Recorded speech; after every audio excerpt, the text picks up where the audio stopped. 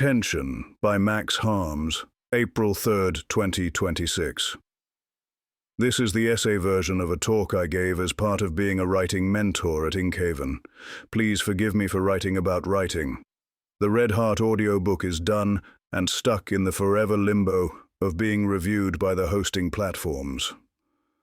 What's the most common advice for new writers? If we set aside meta-level advice, like write every day and just think about the craft itself, I think it's probably show, don't tell. Or maybe something about brevity, like omit needless words and don't waste your reader's time. But like, I'm writing words. Everything I do is tell. Are you saying I should put pictures in my stories and blog posts? Well, yes, but not because of show, don't tell. And how do I know if a word is needless? How the heck do I know whether I'm wasting the reader's time? This one is especially frustrating in fiction, because, the whole point is to spend time in a world that doesn't exist. From a certain perspective, all of fiction is a waste of time. And to make matters worse, many writers openly defy these rules and totally get away with it. Yesterday, I was talking to a resident, and he gave the example of the opening to Star Wars. Image. The image shows a starry black space background with large yellow text receding into the distance in a tilted perspective, like an opening crawl. At the top, a title reads, A New Hope, followed by paragraphs of text describing a galactic conflict and stolen plans for a powerful weapon. Talk about exposition dumps. This is a movie, and not a low-budget one either. A creator who was laser-focused on show, don't tell, would have simply started with the space battle that immediately follows, instead of starting with literal text saying, it is a period of civil war. Footnote. Episode 4 is even more of a WTF moment. But the episode number was retroactively added after The Empire Strikes Back, so I think it's less fair to focus on as a I broke the rules and got away with it moment, even though it totally is. And yes, I am aware that the actual first text of the film is a long time ago in a galaxy far, far away, and then Star Wars. But it totally works. The opening crawl is famous because it immediately grabs the audience. The music is a big part of this, and I think a whole essay could be written on the subtle details that the opening crawl gets right. But more plainly, notice that we are told that there are going to be rebel spaceships and a galactic empire and a Death Star. And importantly, this movie came out in 1977. Most people at the time had never seen a space battle, and so while the movie is telling the audience a bunch of stuff about secret plans and hidden bases, it's showing them that they're in for a wild ride, unlike anything they'd seen before. Or at least, they might be. And this is, I think, the core genius of the title crawl. It teases the audience with the potential for something that they want, but it doesn't outright give it to them. Not yet. Not until they know that later on there might be a Death Star. Only after they know that there's a Death Star do we see the space battle between ships that aren't the Death Star. This essay is about tension, which I believe is the second most important aspect of writing. Tension is where you promise the reader something that they want, and you show that you have it, and you keep them on edge, forcing them to read word after word, getting more desperate and hungry for the payoff with each sentence, paragraph, and page, and then you give it to them. Huzzah! The punchline, the catharsis. But wait, what about, oh no? Because in the many words that the reader consumed, hungry for release, you secretly wove within them a new hunger and another. Now you have your hooks in them, and they can't stop. And with each satisfying payoff, they get more and more excited to read more until the climax of the story where you finally release them from the spell and they are allowed to walk away, having only just now realized that they somehow spent the entire weekend entranced. A writer friend of mine once said that all of writing is BDSM, and all writers are dominant sadists. He was a dominant sadist, so take that with a grain of salt, but I do think it's kinda true. Writers that are masters of tension have a way of controlling and edging their audience almost to the point of torture. Tension and release are the name of the game. There is almost nothing more important. Almost. Image. A blonde woman in a sleeveless white dress sits with her legs crossed in a chair, leaning back with her arms resting on the armrests and looking toward the camera. The scene is lit with cool blue tones against a tiled wall, giving it a stark, cinematic atmosphere. There is one aspect of writing that's more important than tension. In a minute, we'll explore some examples, first of tension done well, followed by a brief digression about nonfiction, and then an example of where I think tension was sacrificed for the greater good. The most important aspect of writing is quality. Like some stories have tension but are bad. At the end, looking back, they feel a bit like junk food. Yes, it went down easily. You weren't bored. But did it even mean anything? Did it enrich you? Was it a beautiful way to spend a weekend, or were you robbed of your time and attention? Image. An anime-style fighter with spiky blonde hair and teal and white armor is shown from a low angle, yelling with both fists clenched. Debris flies around him against a smoky green background, suggesting a powerful surge of energy or transformation. This one worked on me remarkably well when I was a kid. Tune in next time to see if the fight ever goes anywhere. Quality has many facets. In trying to grow as a writer, I encourage you to meditate on what those are. Why is one thing good and another thing bad? Not in the moral sense, but in terms of winning at art/entertainment/explanation/etc. If you optimize entirely for tension, you will lose touch with those other important things, and your work will be worse for it. But, in my experience anyway, if you want to create higher quality work, you'll need a concrete sub-aspect of quality to focus on, and tension is the lowest hanging fruit. Tension done well. The first episode of the first season of Lost aired in 2004. It opens on an extreme close-up of a man's eye. Image. The image is an extreme close-up of a person's closed eye, showing the eyelid, eyelashes, eyebrow, and surrounding skin in sharp detail. The lighting highlights a slight sheen on the skin, giving the shot an intimate, tense feel. Immediately, as a writer, you should be thinking about what the audience is wondering. Different people will be thinking about different things, but a good guess about the target audience is something like, okay, here's a guy who's asleep? Probably. Who is he? Where is he? In bed.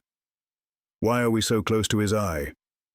Do not confuse wondering about things with tension. Tension comes from caring about the answers.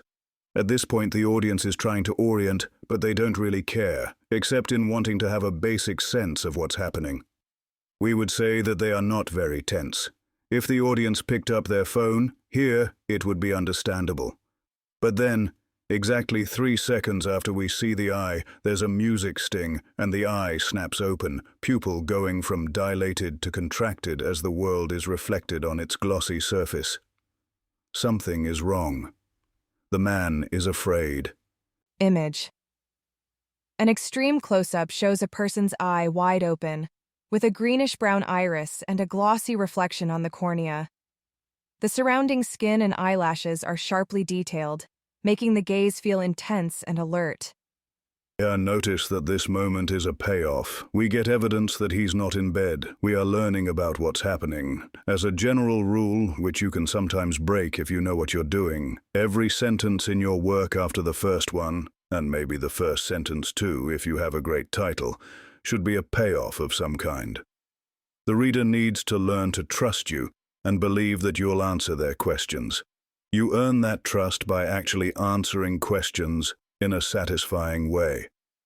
And while Lost really loses this trust in the later seasons, and does not have a satisfying ending, overall in the first season, and especially the pilot, it's really good at this. It hands the audience answers at a steady drip, even while piling on questions at an even greater pace. For example, why is the man afraid? How does that mesh with him being asleep? Where is he? I can't really make it out in the reflection on his eye. Image.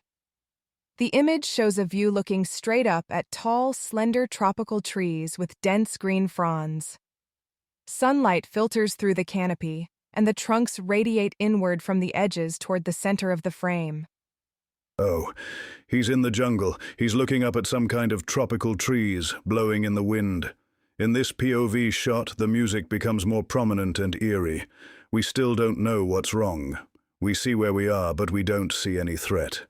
By adopting the POV, we connect with the man. His anxiety is our anxiety. Is something about to jump out and get us? Image. A man in a suit and loosened tie lies on his back on the ground amid dense green foliage, his face smudged with dirt and marked with scratches. He stares upward with a dazed, pained expression, as if trying to understand where he is and what just happened. Back to the man. He's stunned. He's hurt. He's in a business suit? Why is this businessman in the jungle? How did he get here? What happened to him? The camera pulls back, lingering above him as he orients. He's not sure what's going on either. The music becomes almost beautiful as we watch him recover. Image. A man in a dark suit lies on his back on the ground amid dense tropical foliage, his shirt rumpled and stained. The shot is framed from above through leaves and branches, partially obscuring him and heightening a tense, disoriented mood. Is he alone? From the start, we spent 3 seconds on his closed eye, 3 seconds on his open eye, cut, 5 seconds on the jungle, cut, 20 seconds slowly watching him from above. This long moment of pulling back and lingering is important, and simultaneously highlights a common technique for building tension and dodges a common tension-related pitfall. The pitfall is being too action-dense, and not letting your reader breathe, digest, processes, and orient. Action is mostly good for answering questions, not asking them. The tensest stories are ones where the audience can tell there is going to be a bunch of action, but it keeps not happening, like a thunderstorm that looms overhead, waiting to release its fury. There is a reason that Alfred Hitchcock, one of the all-time masters of tension, is famous for movies with very little on-screen action. If you start in medias res, like Lost, you need to make sure to give the reader periods of time to think about what is happening.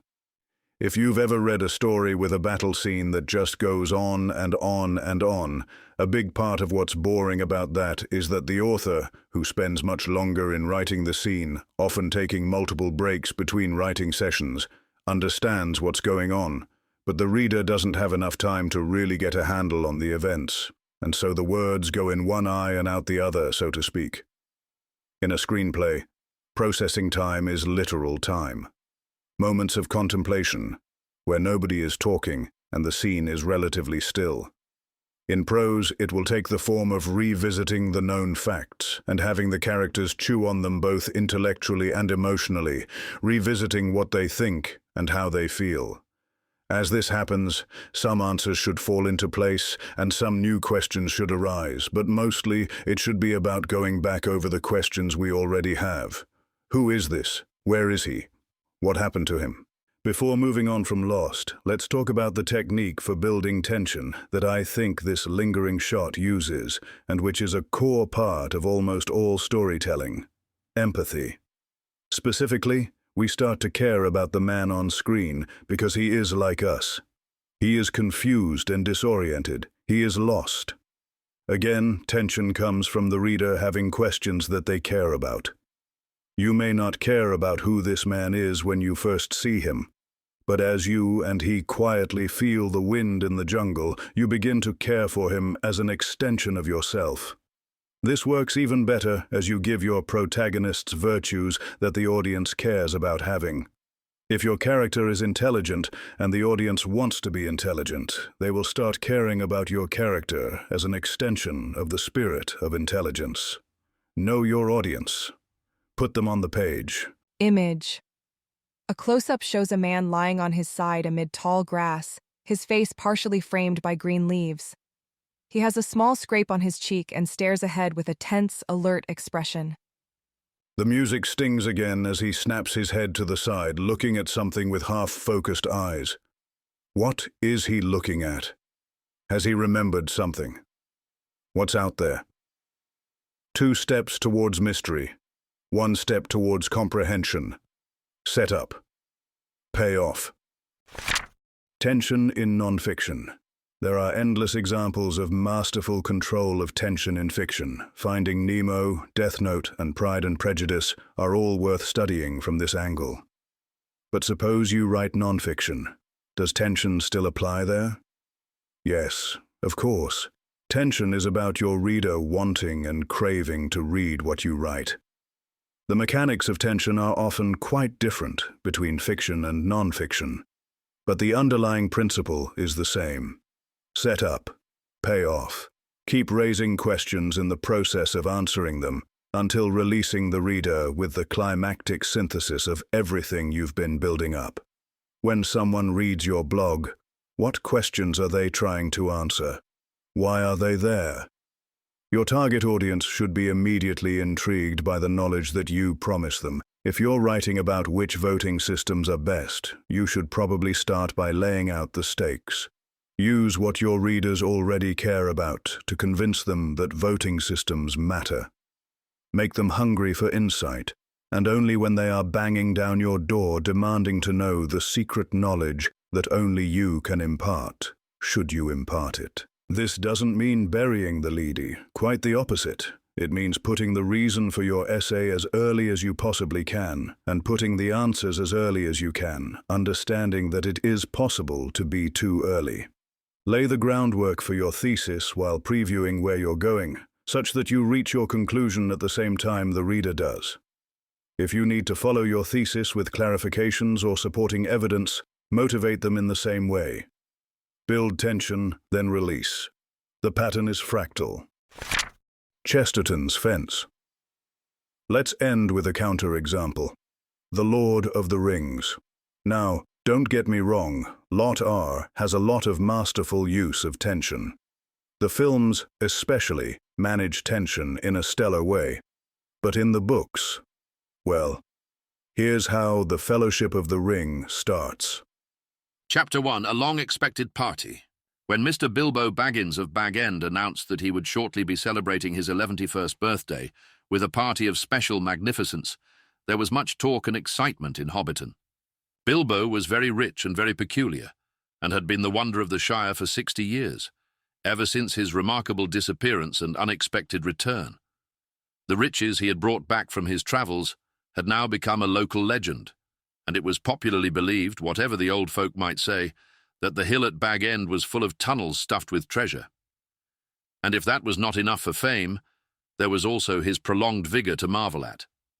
Time wore on, but it seemed to have little effect on Mr. Baggins. At 90 he was much the same as at 50. At 99 they began to call him well-preserved, but unchanged would have been nearer the mark. There were some that shook their heads and thought this was too much of a good thing. It seemed unfair that anyone should possess, apparently, perpetual youth as well as, reputedly, inexhaustible wealth. It will have to be paid for, they said. It isn't natural, and trouble will come of it. But so far, trouble had not come, and as Mr. Baggins was generous with his money, most people were willing to forgive him his oddities and his good fortune. He remained on visiting terms with his relatives, except, of course, the Sackville Bagginses. And he had many devoted admirers among the hobbits of poor and unimportant families. But he had no close friends, until some of his younger cousins began to grow up. The eldest of these, and Bilbo's favourite, was young Frodo Baggins. When Bilbo was 99, he adopted Frodo as his heir, and brought him to live at Bag End, and the hopes of the Sackville Bagginses were finally dashed. Bilbo and Frodo happened to have the same birthday, September 22nd. "You had better come and live here, Frodo, my lad," said Bilbo one day, "and then we can celebrate our birthday parties comfortably together." At that time, Frodo was still in his tweens, as the hobbits called the irresponsible 20s between childhood and coming of age at 33. 12 more years passed. Each year the Bagginses had given very lively combined birthday parties at Bag End, but now it was understood that something quite exceptional was being planned for that autumn. The very beginning is okay. Birthday parties are fun, and it's of special significance. Neat. Oh, and it's his 11th birthday. Huh, what's up with that? And he's very rich and very peculiar. Editor's note, avoid unnecessary words. That could be interesting. And he's unnaturally healthy. Okay. Trouble will come of it. Oh. And then no trouble comes. Bilbo is well liked. Things are fine. Tolkien is immediately deflating his own tension. Why? Why not emphasize the trouble? Or at least leave the ominous storm cloud a little darker? Consider also this passage from chapter 3. The woods on either side became denser. The trees were now younger and thicker, and as the lane went lower, running down into a fold of the hills, there were many deep breaks of hazel on the rising slopes at either hand. At last, the elves turned aside from the path. A green ride lay almost unseen through the thickets on the right, and this they followed as it wound away back up the wooded slopes onto the top of a shoulder of the hills that stood out into the lower land of the river valley. Suddenly they came out of the shadow of the trees, and before them lay a wide space of grass, grey under the night. On three sides the woods pressed upon it, but eastward the ground fell steeply, and the tops of the dark trees growing at the bottom of the slope were below their feet. Beyond, the low lands lay dim and flat under the stars. Nearer at hand a few lights twinkled in the village of Woodhall. The elves sat on the grass and spoke together in soft voices. They seemed to take no further notice of the hobbits. Frodo and his companions wrapped themselves in cloaks and blankets, and drowsiness stole over them. The night grew on, and the lights in the valley went out. Pippin fell asleep, pillowed on a green hillock. Away high in the east swung Remirath, the netted stars, and slowly above the mists red Borgil rose, glowing like a jewel of fire. Then, by some shift of airs, all the mist was drawn away like a veil, and there leaned up, as he climbed over the rim of the world, the swordsman of the sky, Menelvagor with his shining belt. I'm kinda with Pippin. This passage is just as boring, in context, but despite being boring, I claim that it is good. Lauder is full of passages and moments like this, where Tolkien takes time to give unnecessary, unmotivated detail about the texture of the world, the shape of the land, the songs and poetry of the elves, and so on. These moments lose some readers, and understandably so, but they provide mood and contrast to the more gripping sections of the story. When things are dire, and you really care, the hobbits can look back to simpler days when things were boring, and you, the reader, can feel that longing ache alongside them. Oh, to have an uncomplicated birthday. Oh, to hear a bit of elven poetry. A threat to the world is made more real by the sense that the world is full of things and people, including many that aren't relevant to the plot. Rules are not meant to be broken, but, for writers anyway, they are a reflection of the aspects of quality. Those who have not mastered the path laid out by the rule should consider adhering to it more dogmatically, and only breaking it once they become more skilled. In writing, like in most things, is a game of trade-offs, but in my experience, focusing on building and controlling tension is one of the best trade-offs to steer towards, for novices and professionals alike. Image. A close-up shows Isildur leaning forward. His face, partially obscured by a glowing orange ring with engraved markings, is prominently in the foreground. By contrast, the movie starts with fire and blood, and an elf queen explaining that the ring passed to Isildur, who had this one chance to destroy evil forever. But the hearts of men are easily corrupted, and the ring of power has a will of its own.